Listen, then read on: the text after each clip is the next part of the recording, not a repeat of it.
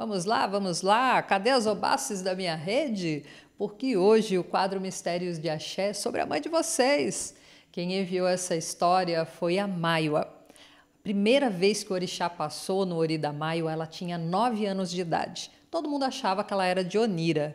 Aí, num toque de Xangô, o orixá passou, levantou a mão esquerda sobre a orelha esquerda e aí todo mundo sacou quem é que reinava ali naquele Ori. Só que daí a mãe da Maiwa, que era de Iemanjá, se decepcionou muito com algumas pessoas de Axé e ela abandonou tudo. Se afastou de todo mundo, se afastou do terreiro e a Maiwa, como era criança, acabou se afastando também. O que aconteceu é que com esse distanciamento do terreiro, com o tempo ela começou a ter muitos problemas de saúde.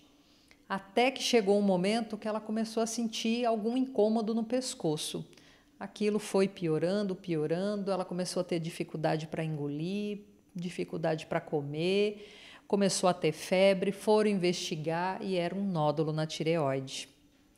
Aí ela começou realmente a ter que comer só pastoso, aquela peregrinação de hospital em hospital, cada vez mais magra porque não conseguia se alimentar direito, aquela indisposição, ânsia de vômito, foi uma fase terrível. E aí é importante que eu faça um adendo nesse momento, que é justamente para não ratificar esse lugar de orixá vingativo, que se você não obedecer ou se você sair, que o orixá vai te fazer mal.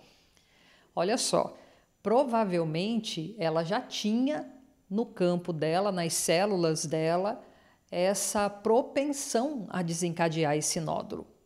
Como ela estava frequentando esse terreiro continuamente, desde muito pequena, havia uma manutenção energética e espiritual do campo vibratório dela. A partir do momento que ela se afasta do terreiro, em que esse asseio energético, em que essa equalização dessa frequência para de ser feita com constância, essa doença ela acabou encontrando caminho para eclodir. Então tomem muito cuidado ao engolir essas histórias de orixá vingativo, até porque o orixá não precisa de nada da gente, né? É a gente que precisa deles. Voltando para a história da Maiwa. Quando ela já estava assim desesperada, né, já com muita dor, ela resolveu por conta própria procurar um terreiro para entender o que dava para fazer, o que Oba falava daquilo tudo. E Oba passou uma receita de um banho que era para ela fazer por 7 dias. Ela saiu do terreiro direto para o centro da cidade, onde tinham algumas barraquinhas, e ela foi procurando cada uma dessas ervas que não eram muito comuns de serem encontradas. E ela estava com muita dor. Embaixo do sol quente, ela caminhando aquele tempo todo, já com os olhos marejados, porque ela ficava segurando o choro para não chorar ali na frente de todo mundo. Ela chegou em casa destruída, já muito fraca de todo aquele período andando sob o sol. Mas ela persistiu, foi lá, acendeu a vela dela, macerou as folhas, preparou aquele banho, levou para o banheiro e foi bater o paó. O que é o paó? É uma sequência de palmas cadenciadas com um ritmo e um tempo próprio.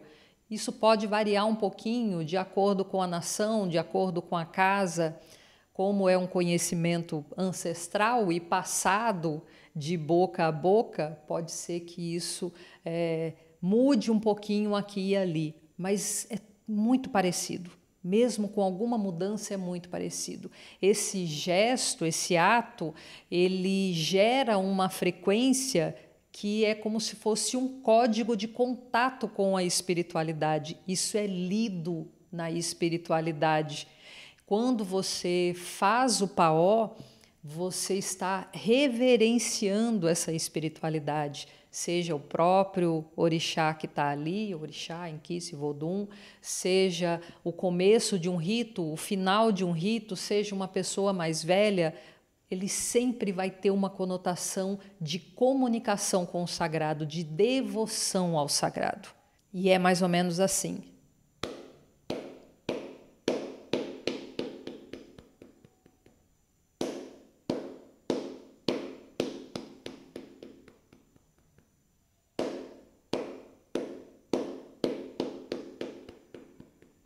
É sempre muito emocionante quando isso é em uníssono, várias mãos batendo pau ao mesmo tempo.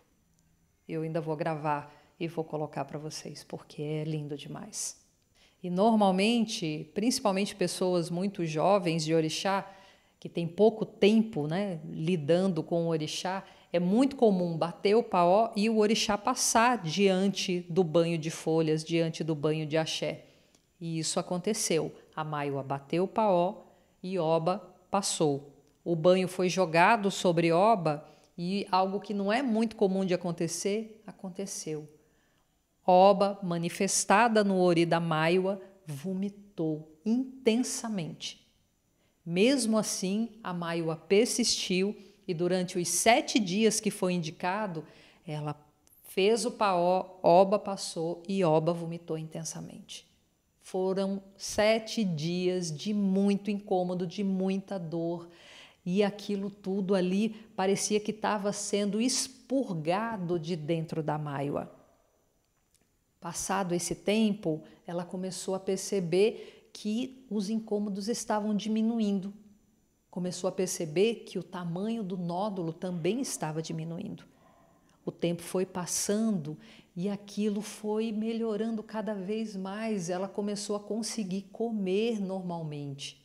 Até que um momento ela percebeu que aquilo parecia que não estava mais no corpo dela. Até que ela foi fazer um exame para se certificar daquilo que parecia já evidente. Sob as graças de Oba, veio lá o resultado. Não foi encontrado nada.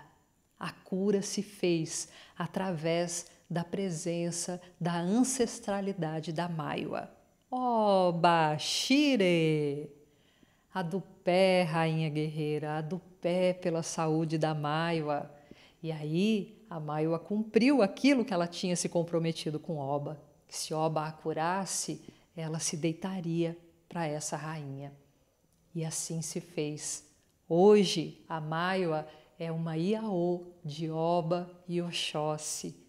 Hoje a Maiwa arcou com a responsabilidade sobre a Iemanjá da mãe.